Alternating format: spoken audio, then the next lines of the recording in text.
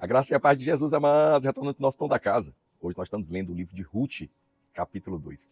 E Ruth chega a Israel, em Belém, junto com a sua sogra Noemi. Agora imagina, a Noemi, ela já é velha e Ruth é como o arrimo da família. Isso é, não tem como elas adquirirem recursos, comida, se não fosse através de Ruth.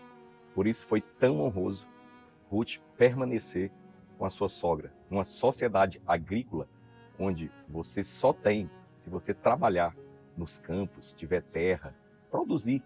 Não é como a nossa sociedade hoje. E a Ruth diz para sua sogra, eu vou ao campo para colher espigas.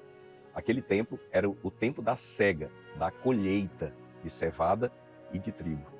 E o que acontecia com aquele que era mais pobre? Existia algo na lei que mostrava a bondade e a misericórdia de Deus. E a lei dizia o seguinte, quando você fosse colher o trigo, cevada, você não colheria tudo.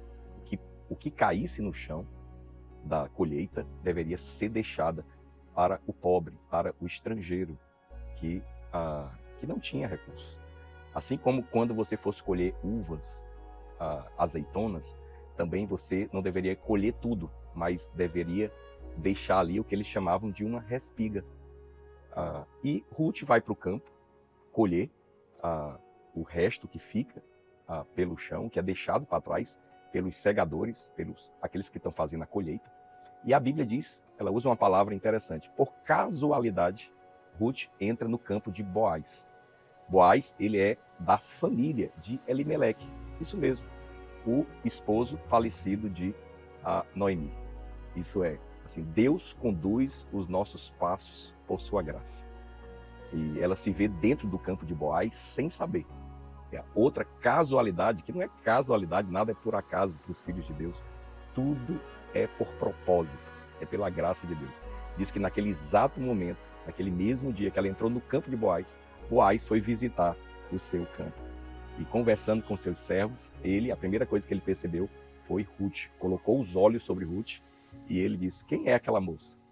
E aí os servos disseram, é a moça estrangeira, moabita, que veio com Noemi. Aí ele deu logo uma ordem para os servos, não deixa ninguém mexer com ela e mantém ela nesse campo. E ele mesmo depois foi falar com ela e disse, olha, não vá para outros campos, permaneça aqui. Eu já falei para os servos para não tocarem você, não abusarem de você, porque se algo que acontecia, a perseguição dentro de Israel era com estrangeiros, com aquele que não era do mesmo povo deles. E ele diz, permanece, você não vai ser molestada, bebe da água que os servos pegam no poço, fica com as minhas servas. E aí ela se surpreende, ela diz assim, o que foi que eu fiz, né, para ser favorecida, né, por você, tão bem acolhida? E ele diz assim, será que eu não sei a história de que você deixou seu pai, sua mãe, seu povo, mesmo depois de ter perdido o seu marido, você honrou a sua sogra, vindo com ela, habitar no meio de um povo que você não conhece, se abrigar debaixo das asas do Altíssimo. Olha só. E Ruth permaneceu ali naquele campo, ela volta depois de ter colhido 22 litros de cevada, era um efa, 22 litros de cevada. É interessante ela chegar para a sogra e festejar toda aquela colheita e dizer, olha, ele disse para eu voltar amanhã e permanecer. Boaz demonstrou tanta bondade e gentileza, uma expressão de Cristo, que ele disse para os servos, olha, quando vocês escolherem, além daquilo que cai por acaso, deixem cair mais para que ela possa colher. Olha só a providência de Deus. Eu vou te dizer, a nossa vida não muda simplesmente por causa do nosso esforço. É bom se esforçar, estudar, fazer todas as coisas. A gente tem que fazer isso, trabalhar com toda a graça que Deus nos deu.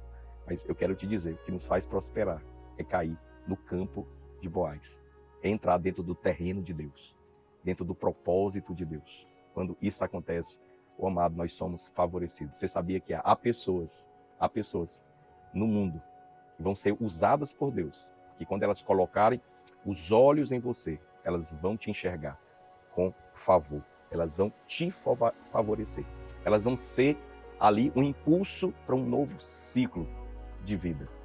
para trazer ânimo, para impulsionar você a romper. Quando isso acontecer, perceba o favor de Deus, agradeça a Ele e use essa graça que Deus está dando para você. Amém? Então, Deus te abençoe, receba o pão da casa.